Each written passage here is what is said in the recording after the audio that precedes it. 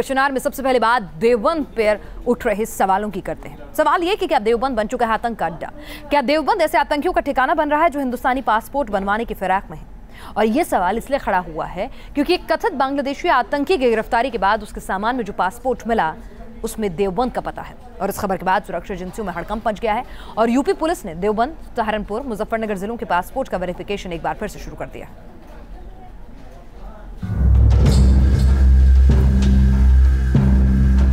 क्या देवबंद से देश को दहलाने की है साजिश?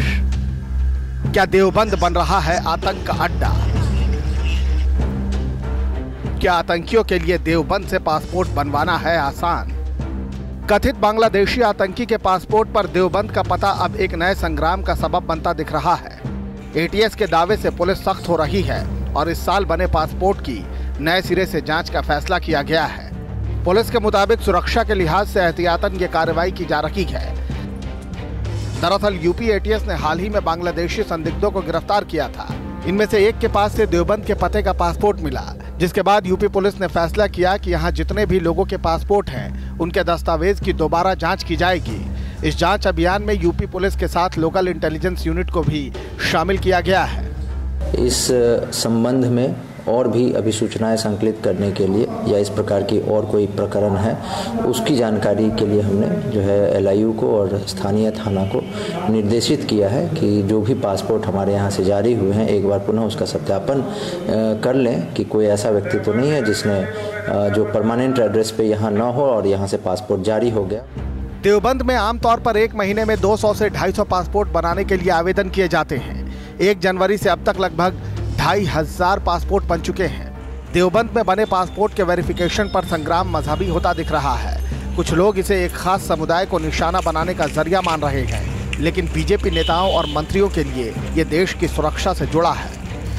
ये अजीब गरीब बात है और वो भी देवबंदी में क्यों पासपोर्ट का रीवेरिफिकेशन हो रहा है। जब भी पासपोर्ट बनता है तो जाहिर सी बात है कि उसका पूरा पुलिस से वेरिफिकेशन हो के बनता है और अब तो आपने 2 स्टेप कर दिए हैं। देवबंद में अगर इस प्रकार की सूचनाएं प्राप्त हुई हैं तो सरकार की तरफ से पासपोर्ट की जांच अगर की जा रही है, मैं समझता हूँ ये बड़ी अच्छी पहल है और देश की सुरक्षा के लिए आवश्यक भी है, समाज की सुरक्षा के लिए आवश्यक है, सभी लोगों की सुरक्षा के लिए आवश्यक है। इसको हिंदू मुस्लिम का मामला नहीं बनाना चाहिए। पुलिस ने साफ तौर से कहा है कि ये चेकिंग सिर्फ देवबंद या किसी विशेष समुदाय के लिए नहीं है। मुजफ्फरनगर और सहारनपुर में भी ये अभियान चलाया जा रहा है क्योंकि इन शहरों में भी आतंकी गतिविधियों का खतरा जताया गया था। हालांकि देवबंद के कई लोग पुलिस की इस दलील से इत्तेफाक नहीं रखते। गलती तो प्रशासन की रहेगी ना, प्रशासन इस बात को पहले देखे क्या करना है। बेकार में परेशान करने वाली बात है। हम एक बार वेरिफिकेशन करा चुके हैं तो वो दोबारा परेशान क्यों कर रहे हैं? पुलिस एक बार अपनी इंक्वायरी से कर ले तो शायद ये फिर आगे दिक्कत ना हो। सवाल सिर्फ पासपोर्ट में दी गई जानकारियों के दोबारा जांच का नहीं, सवाल ये है कि क्या पुलिस ने अपना काम करने में लापरवाही बरती है। वेरिफिकेशन का जिम्मा स्थानीय पुलिस का होता है, लेकिन इसके बावजूद अगर आतंकी पासपोर्ट बनवाने में कामयाब रहे तो फिर कटघरे में वो पुलिस वाले क्यों नहीं हैं। देवबंद से वीडियो जर्नलिस्ट राहुल कुमार और विकास कपिल के साथ टीम न्यूज़ नेशन। तो सवाल यहाँ पर इकट्ठे हो रहे हैं कि किस तरह से देवबंद को लेकर अब सवालिया निशान उठ रहे हैं कि क्या उसे आतंकी एक पोरस शहर के तौर पर इस्तेमाल कर रहे हैं। दरअसल इस बीच सरकार ने मदरसों पर भी पैनी नजर रखी हुई है। देवबंद के ही इलाके पर नजर नहीं है बल्कि मदरसों पर भी पैनी नजर है। एनसीईआरटी के पाठ्यक्रम का रजिस्ट्रेशन करना अनिवार्य करवा दिया। यूपी सरकार ने फर्जी मदरसों पर लगाम लगाने के लिए एक पोर्टल शुरू किया। अगर आप उसमें जानकारी नहीं देंगे तो आपको सरकार से मिलने वाला अनुदान भी नहीं मिलेगा। 15 अगस्त को प्रदेश के सभी मदरसों की वीडियोग्राफी करने के भी आदेश दिए गए। राष्ट्रगीत, राष्ट्रगान और तिरंगा फहराने को अनिवार्य कर दिया गया।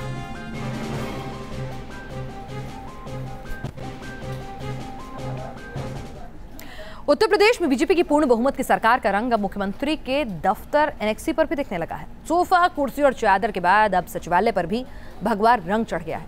वहीं विपक्ष भगवीकरण को लेकर हमलावर हो गया है और सरकार को नसीहत पर नसीहत दे रहा है। यूपी सीएम के सरकारी दफ्तर में इन दिनों रंग रोगन का काम चल रहा है, लेकिन दफ्तर पर चढ़ते नए रंग को देखकर विपक्ष लाल पीला हुआ जा रहा है। कारण सिर्फ इतना है कि भगवा चोले वाले सीएम के दफ्तर का रंग भी भगवा किया जा रहा है। सरकारें बदलने के साथ ही बदलाव शुरू हो जाता है, हर क्षेत्र में बदलाव दिखाई देता है और आजकल एक ऐसा ही बदलाव उत्तर प्रदेश के मुख्यमंत्री के कार्यालय में दिखाई दे रहा है। यहाँ पर अब भगवा रंग चढ़ रहा है, वो रंग जो सरकार का रंग है। इस सरकारी भवन पे आप देख सकते हैं कि इसे भगवा रंग दिया जा रहा है। सीएम ऑफिस का नया रंग विपक्षियों को खटकने लगा है। कभी बसों को लाल और हरा रंगने वाली समाजवादी पार्टी भी बीजेपी को नसीहत दे रही है। सरकार को विकास करने पर ध्यान देने की बात कह रही है। भारतीय जनता पार्टी की जब से सरकार बनी है तब से डेवलपमेंट पे तो बात कर नहीं रहे हैं, किसी रोजगार पे बात नहीं कर रहे हैं, बिजली पे बात नहीं कर रहे हैं, सड़क के गड्ढों पर एक बार बात की उसके बाद बात नहीं कर रहे हैं। जब उनके पास कोई दूसरे मुद्दा नहीं बचे हैं तो स्वाभाविक है वो ताज पे बात कर रहे हैं, टीपू सुल्तान पे बात कर रहे हैं। जब उन दोनों मुद्दों पे भी हार गए, पूरे देश में किरकिरी हुई, पूरी दुनिया में किरकिरी हुई, तब रंग पे आ गए। तो वहीं कांग्रेस भी सरकार पर हमलावर है। कांग्रेस का कहना है कि सीएम योगी के पास कोई काम बचा ही नहीं है। हमने सबसे आश्चर्य तो होता है कि हमारे अपने मुख्यमंत्री जी के पास लगता है कुछ काम भी नहीं है, इसीलिए इस समय रंग रोगन चल रहा है। और खुद तो पर्यटक प्रधानमंत्री के नक्शे कदम पर उन्होंने भी वही काम शुरू किया, पहले केरल, गुजरात और हिमाचल प्रदेश में। विरोधियों के इस हमले से बेपरवाह सरकार अपने काम को जायज बता रही है। सरकार के वरिष्ठ मंत्री तो पुरानी सरकारों को उनके कार्यकाल की याद दिला रहे हैं। जिन्होंने पूरे शहर को हरा कर दिया था, वो लोग एक जगह पर परंपरागत आप बदल सकते हो क्या? ओलंपिक में एशियाई खेलों में खिलाड़ी जाता है, केसरिया पगड़ी बांध के जाता है, आपने रोका है क्या? हमारी सरकारें नहीं थी, पिछली सरकारों में जाते थे। यूपी में सत्ता बदलते ही इमारतों और बसों का रंग बदलना कोई नई बात नहीं है। एसपी सरकार के वक्त रोडवेज की बसें लाल हो गई थी और सड़कों का रंग हरा था। मतलब साफ है, यूपी में सरकार का जो रंग होगा वही सबसे चटक होगा। वीडियो जर्नलिस्ट दीपक राणा के साथ विनोद मिश्र, न्यूज नेशन, लखनऊ। माननीय मुख्यमंत्री। और अयोध्या में राम जन्मभूमि को लेकर विवाद कैसे सुलझेगा? क्या कोर्ट के जरिए इस विवाद का रास्ता निकलेगा या फिर वाकई में जिस आपसी सहमति की बात की जा रही है उससे मंदिर निर्माण का रास्ता साफ हो जाएगा? ये सवाल लगातार हमारे आसपास मंडरा रहा है, लेकिन जवाब किसी के पास नहीं है। अयोध्या में दोनों पक्षों में आपसी सहमति बनाने के लिए आर्ट ऑफ लिविंग के संस्थापक इस बीच श्री श्री रविशंकर ने एक बड़ी पहल की। बेंगलुरु में श्री श्री रविशंकर ने शिया वक्फ बोर्ड के चीफ वसीम रिजवी से मुलाकात की। बताया जा रहा है कि रविशंकर के साथ श्री श्री की ये जो पूरी पहल है, रिजवी के साथ मुलाकात की, ये कि काफ़ी सफल रही है। शिया वक्फ बोर्ड ने साफ कर दिया है कि अयोध्या में राम मंदिर का निर्माण होना चाहिए। राम राम जय राजा राम, राम राम जय सीता राम, राम राम जय राजा राम, राम राम जय सीता राम, राम राम जय राजा राम, राम राम। हमें तो उम्मीद है 2018 में ये मामला खत्म हो जाएगा, राम मंदिर बनेगा।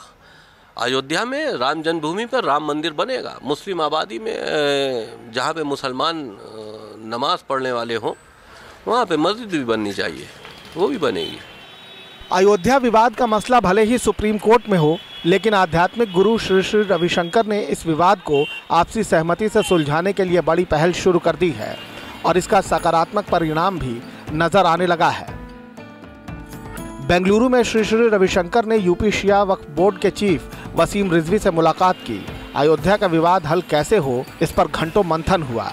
शिया वक्फ बोर्ड इस बात के लिए राजी हुआ कि अयोध्या में राम मंदिर के निर्माण से उसे कोई आपत्ति नहीं। हमें तो उम्मीद है 2018 में ये मामला खत्म हो जाएगा, राम मंदिर बनेगा।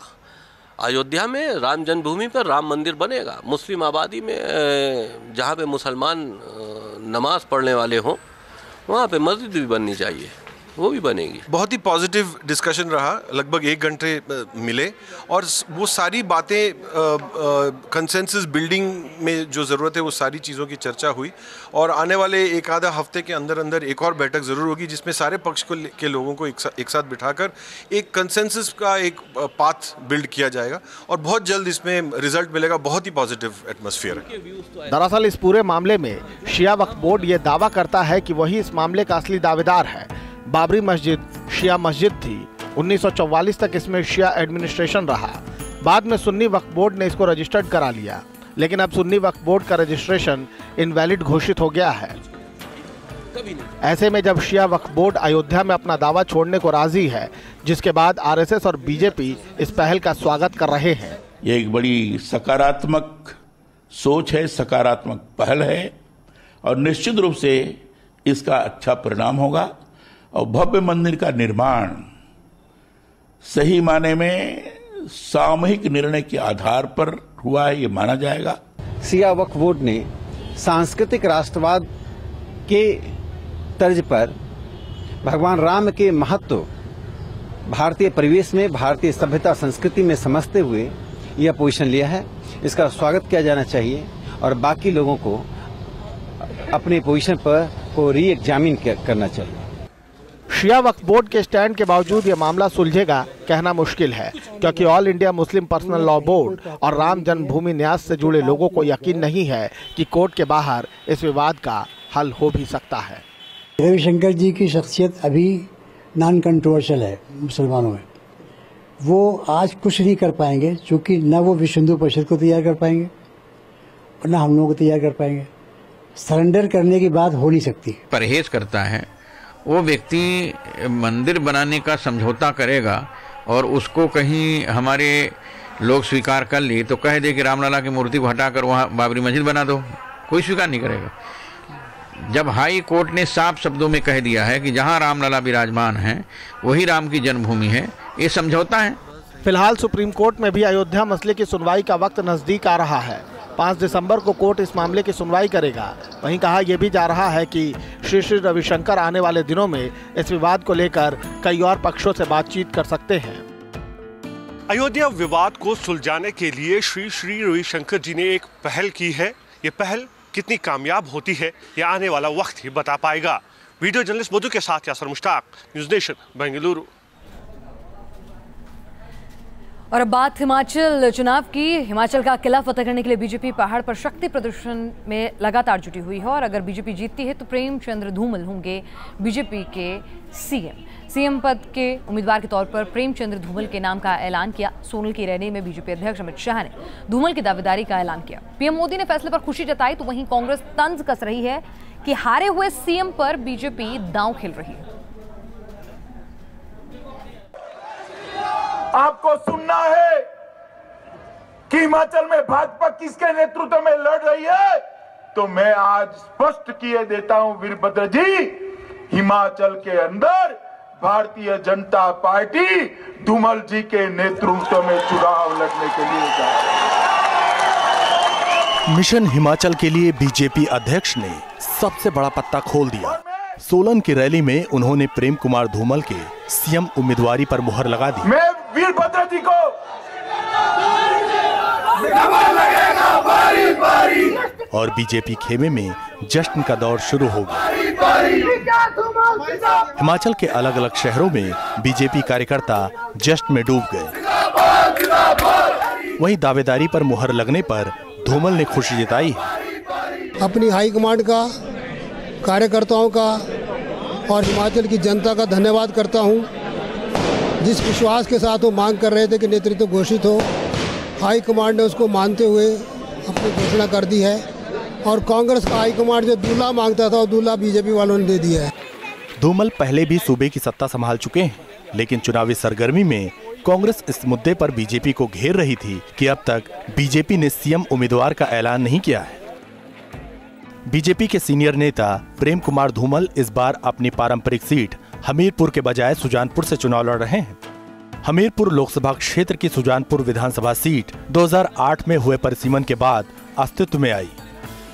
अब तक इस सीट पर राज्य की दोनों बड़ी पार्टियां कब्जा जमाने में नाकाम रही थीं, लेकिन इस बार बीजेपी के दिग्गज नेता और पूर्व मुख्यमंत्री प्रेम कुमार धूमल ने दावा ठोका है।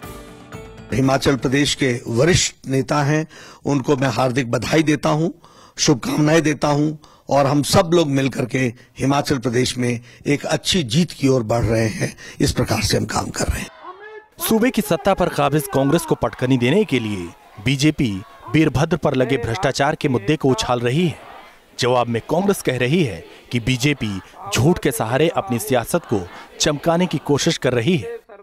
झूठ की राजनीति का जवाब, जो झूठ की राजनीति देश में झूठ और फूट की राजनीति जो भारतीय जनता पार्टी ने करी है, फूट धर्म जाति के आधार पर भाई को भाई से लड़ाकर ये लोग राजनीति करते हैं, और झूठ की राजनीति, बहुत से झूठ बोल के वोट अर्जित कर ले गए थे आज से 3.5 साल पहले। उस राजनीति का जवाब हिमाचल के चुनाव में जनता दे, ये अपील करने में आया। एक और कांग्रेस के कद्दावर नेता वीरभद्र तो दूसरी ओर बीजेपी के प्रेम कुमार धूमल, दोनों दिग्गजों की सियासी किस्मत दांव पर लगी है।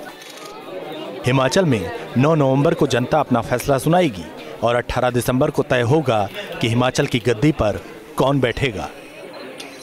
Team news nation.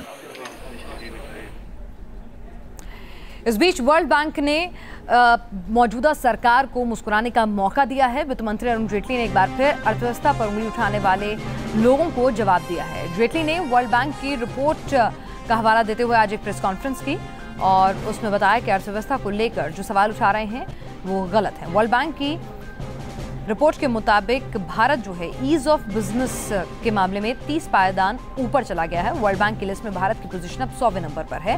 इस लिस्ट में साल 2015 में भारत 130वें पायदान पर था। साल 2014 में भारत इस लिस्ट में 142वें पायदान पर था। वर्ल्ड बैंक के मुताबिक भारत अकेला देश है जिसने स्ट्रक्चरल रिफॉर्म्स किए हैं। भारत दुनिया के उन टॉप 10 देशों में शुमार है जिन्होंने अपनी अर्थव्यवस्था में लगातार सुधार किया। जैसे पिछले वर्ष हालांकि हम लोगों ने इंसॉल्वेंसी लॉ पारित कर दिया था, लेकिन उन्होंने हमें इंसॉल्वेंसी लॉ की कोई ग्रेडेशन नहीं दी थी, क्योंकि अभी वो इंप्लीमेंट पूरा होना शुरू नहीं हुआ था, आरंभिक स्टेज में था। लेकिन क्योंकि इस साल वो इंप्लीमेंट हो चुका है तो हमें 33 पॉइंट मूवमेंट मिला है उसका। तो इसलिए इन्होंने जो अपना टैक्सेशन का लिया है उसमें ये अपने EPFO taxation, online payment of taxation, वो सारे फैक्टर्स ले लिए हैं कि जीएसटी कानून पास हो गया है, उसका इंप्लीमेंटेशन का जो असर होगा वो आने वाले साल में आपको ग्रेडिंग मिल जाएगा।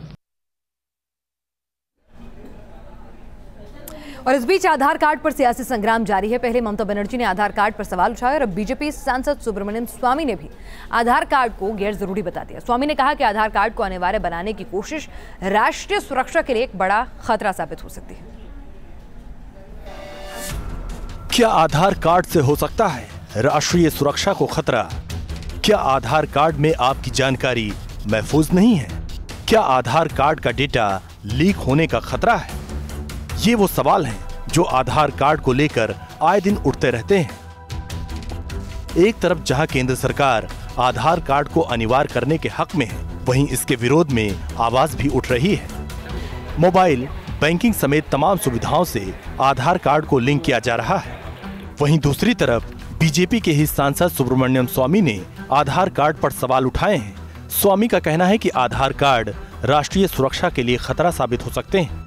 This whole Aadhaar system is full of leaks that are possible, and there's no way of data protection. Plus, it is easily susceptible to cyber attacks, and they can cause chaos in the system. Subramaniam स्वामी एक चिट्ठी के जरिए अपनी आपत्तियों को विस्तार से प्रधानमंत्री मोदी को अवगत कराने की बात कह रहे हैं। स्वामी के इस बयान पर बीजेपी प्रतिक्रिया देने से बच रही है, जबकि बीजेपी के बड़े नेता इस मामले में तब बेहद आक्रामक नजर आते हैं जब विरोध करने वालों में दूसरे दलों के नुमाइंदे शामिल हों। फिर थप्पड़ खाने की इच्छा है, हर महीना किसी न किसी विषय को लेकर कोर्ट में जाते हैं और थप्पड़ खा के आते हैं। तो इसका मतलब क्या है? एडमिनिस्ट्रेशन चलाना आता नहीं इनको, और हर कोई विषय कोर्ट में लेके जाना। तो लोग आपको चुन के क्यों भेजा है? आप अपना काम करिए, कोर्ट को अपना काम करने दीजिए। कोर्ट बार बार बोलता है एक एक विषय पर कि इसमें कोर्ट का कोई काम नहीं है। केंद्र सरकार ने धीरे धीरे 135 योजनाओं में आधार कार्ड को जरूरी बता दिया है। दावा ये कि अब तक 118 करोड़ आधार कार्ड जारी हो चुके हैं। इस पूरी कवायद के बीच बीजेपी के अंदर से उठी आवाज को नजरअंदाज करना सरकार के लिए आसान नहीं होगा। Team news nation. और बात करते हैं देश के दक्षिणी सूबे तमिलनाडु और पुडुचेरी की, जहां आसमानी आफत का सामना कर रहे हैं लोग। तमिलनाडु के करीब 10 जिलों में भारी बारिश का कहर देखा जा रहा है। रिहायशी इलाकों में पानी भर चुका है, सड़कें पानी से लबालब भरी हुई हैं। मौसम विभाग के मुताबिक तमिलनाडु के लोगों के लिए अगले 72 घंटे भारी रहेंगे, क्योंकि साइक्लोन का खतरा भी मंडरा रहा है।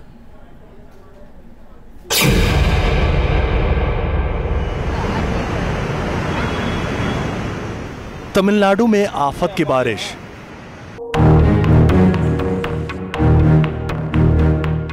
चेन्नई हुआ पानी पानी। अगले 72 घंटे रहेंगे भारी।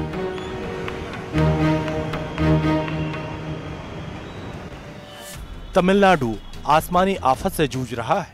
तकरीबन 10 जिलों में बारिश आफत बनकर टूट रही है। मौसम की बेरहमी की सबसे ज्यादा मार राजधानी चेन्नई में देखी जा रही है। यहां जिधर नजर जाए उधर सिर्फ सैलाब नजर आ रहा है। सड़कें पानी से लबालब भरी हुई हैं। अंडरपास सैलाब में डूबे हुए हैं। सड़क किनारे खड़ी गाड़ियां पानी की जद में आ चुकी हैं। लोगों को आने जाने में भी परेशानी उठानी पड़ रही है। भारी बारिश के साथ चल रही तेज हवाओं की चपेट में आकर कई पेड़ भी धराशायी हो गए। रिहायशी इलाकों में घर के अंदर तक पानी भर चुका है। चेन्नई के नॉर्थ मद्रास पुलियंदोप में है और यहाँ पे बारिश के कारण देख सकते हैं कि पूरा ये जो रोड है पुलियंदोप में पूरा पानी से भरा हुआ है। और यहाँ पे देख सकते हैं कि ये एक बहुत ही क्रूशियल एरिया है, जहाँ पे पूरा जो ड्रेनेज सिस्टम है पूरा ऊपर उभर के आ गया है। सैलाब की ये तस्वीरें चेन्नई के अन्ना नगर इलाके की है। जल भराव की वजह से यहाँ के लोगों की परेशानी को बखूबी समझा जा सकता है। बारिश के चलते निचले इलाकों का बुरा हाल है। सबवे दरिया में तब्दील हो चुके हैं। गणेशपुरम इलाके में जलभराव की वजह से जाम जैसे हालात बन गए। ये देख सकते हैं कि ये एक सबवे ब्रिज है। यहाँ पे ओवरब्रिज में ट्रेन जाती हैं। यहाँ एक इम्पोर्टेंट आर्टिलियल रोड है जो नॉर्थ मद्रास और सेंट्रल मद्रास को कनेक्ट करता है। इस व्यासरपाड़ी ब्रिज में आप देख सकते हैं कि कितना भारी मात्रा में यहाँ पे पानी भरा हुआ है। यहाँ पे लोग इसमें जा नहीं सकते क्योंकि यहाँ पे हिप डीप वाटर है, जहाँ पे इनफैक्ट चलना थोड़ा मुश्किल है। गाड़ियाँ यहाँ पे आके अटक जाती हैं, तो इस कारण यहाँ पे रोड को डिविएट किया गया है। एक तरफ कुदरत की मार से लोगों का जीना दूभर हो रहा है, तो दूसरी तरफ चेन्नई नगर निगम पर भी लोगों का गुस्सा फूट रहा है। अभी पानी के वजह से जो बारिश पड़ने की वजह से पानी भर गया है। पानी भरने के बाद भी कोई भी आके इधर झांक के भी देखा नहीं। अभी तो नाला साफ करने के लिए आदमी को भेजते बोले थे, अभी तक किसी को भी भेजे नहीं है। लगातार हो रही बारिश से निपटने के लिए तमिलनाडु सरकार भी हरकत में आ चुकी है। लोगों को राहत पहुंचाने के लिए स्थानीय निकाय मंत्री ने अफसरों के साथ बैठक की। See, the problem 98% of course it is settled. Maybe in one or two places might be what you have been indicated. That will be rectified. That is not at all. वहीं मौसम विभाग ने शुक्रवार तक भारी बारिश होने का अलर्ट जारी किया है। चेन्नई, कुडलूर, तिरुवल्लूर, कांचीपुरम, विल्लपुरम, नागापट्टिनम, तंजावुर, तिरुवरूर और रामनाथपुरम जिलों के ज्यादातर इलाकों में भारी बारिश देखी जा सकती है। सरकार ने जलभराव वाले इलाकों से पंपों के जरिए पानी निकालने के निर्देश दिए हैं। साथ ही मछुआरों को भी समंदर में न जाने की चेतावनी दी गई, क्योंकि चेन्नई के समंदर में साइक्लोन का भी खतरा मंडरा रहा है। वीडियो जर्नलिस्ट पार्थ सारथी के साथ श्री प्रपंच, न्यूज़ नेशन, चेन्नई।